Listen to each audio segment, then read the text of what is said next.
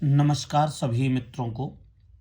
जैसा कि मैं अधिक समय तो नहीं दे पाता एस्ट्रोलॉजी का कोई भी वीडियो बनाने के लिए, लेकिन मैं आज आपको बताने के लिए आया हूं अनेक संतान के योग। अनेक संतान के योग कैसे बनते हैं, और अगर आपने हमारा चैनल सब्सक्राइब नहीं किया हो तो ऐसी बहुत सारी वीडियो देखने के लिए या अपने प्रश्न के उत्तर जानने के लिए आप हमारा चैनल सब्सक्राइब कर सकते हैं। क्योंकि मुझे ज़्यादा समय नहीं रहता, और अगर आपके प्रश्न आएंगे तो मैं उससे संबंधित वीडियो निरंतर बनाता रहूँगा।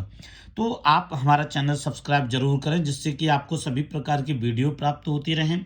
अनेक संतान के योग, पहली बात तो संतान का योग होना ही बहुत बड़ी बात है, तो उसके विषय में मैं वीडियो बना ही चुका हूं, आप उसे जरूर देखें।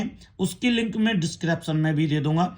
तो आप एक पहले यह जानें कि इस अनेक संतान के योग कैसे बनते हैं। संतान का योग हमेशा बनता पंचम भाव से ही है, याद रखना।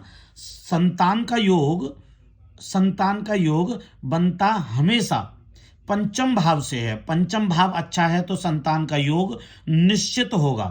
पंचम भाव का स्वामी या तो द्वितीय भाव में हो, पंचम भाव का स्वामी त्रिकोण में हो, इसमें या इसमें या इसमें। तीन त्रिकोण होते हैं वैदिक एस्ट्रोलॉजी के आधार पे, प्रथम भाव, पंचम भाव और नवम भाव। तो इनमें से किसी में भी योग बनता हो, या शुभ ग्रह की दृष्टि पड़ती हो, या शुभ ग्रह पंचम भाव में हो, संतान का योग निश्चित होगा। लेकिन अनेक संतान का योग होने का अर्थ है कि बहुत अच्छी संतान और अनेक संतान होने का योग कैसे बनेगा, ये ज्यादातर प्रश्न हमारे पास आता है। तो मैं उसी के विषय में आज आपको बता रहा हूं। पंचम भाव का स्वामी तृतीय भाव और तृतीय भाव का स्वामी पंचम भाव, ठीक है, में आ जाए, युति संबंध बनाए, मतलब भाव परिवर्तन संबंध, युति संबंध कहीं बनाए। मान लीजिए कि तृतीय भाव का स्वामी पंचम भाव का स्वामी किसी भी भाव में युति बनाकर एक साथ बैठे हों, तो आप यह जान जाइएगा कि संतान के अच्छे योग हैं और एक से अधिक संतान के योग हैं।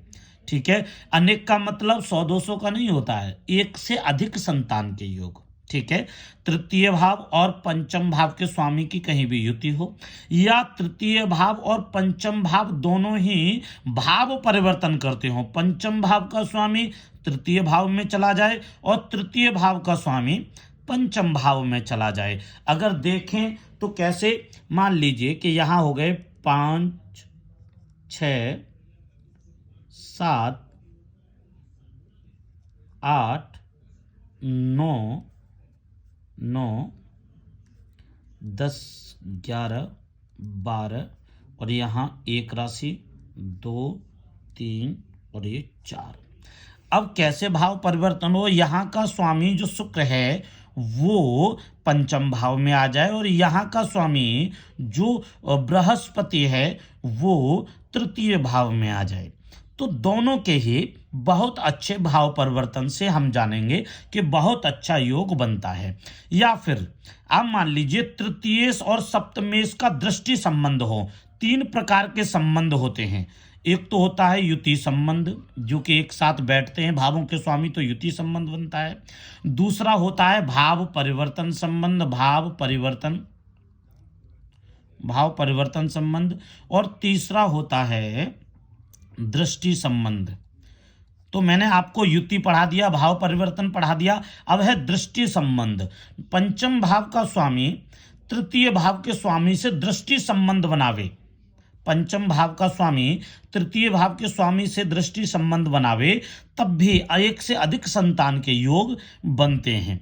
या फिर पंचमेश शनि शुक्र के साथ पाप स्थान पर बैठा हो, पंचमेश शनि हो, यहाँ का स्वामी शनि हो, शुक्र के साथ में, अर्थात शुक्र के साथ में योग बनाकर पापगत स्थान पर हो, तो आप मान जाइएगा कि इस जातक की एक से अधिक संतान होगी। शुभ ग्रह की दृष्टि होने पर भी, शुभ ग्रह की दृष्टि होने पर भी एक से अधिक संतान के योग होते हैं। लेकिन मान लीजिए कि किसी की जातक की कुंडली में,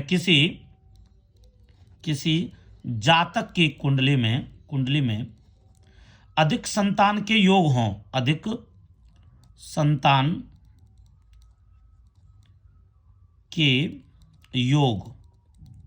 योग हों और फिर भी संतान ना हो, फिर भी संतान ना हो, या तो एक हो या फिर एक भी ना हो, एक भी ना हो, तो इसका अर्थ है कि यह जातक संतान नहीं चाहता। हाँ, कभी कभी ऐसा भी होता है, योग तो होते हैं, एक से अधिक संतान के योग भी होते हैं, संतान के भी योग होते हैं, लेकिन फिर भी संतान नहीं होती। तो इसके पहला कारण तो होता है कि वह संतान चाहता ही नहीं है।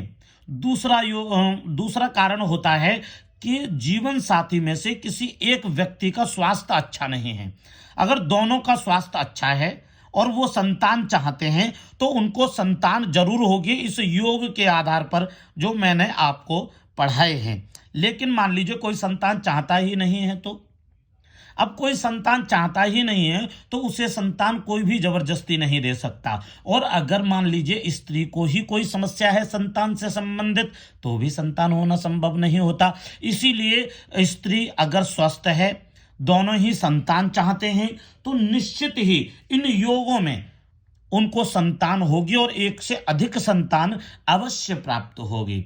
इसी के साथ मैं अनुमति चाहूँगा, और भी आप ऐसे ही वीडियो देखने के लिए आप हमसे हमारे चैनल को सब्सक्राइब कर सकते हैं, लाइक कर सकते हैं और शेयर भी कर सकते हैं, और प्रश्न भी कर सकते हैं आप हमसे। राधे राधे, जय श्री कृष्ण।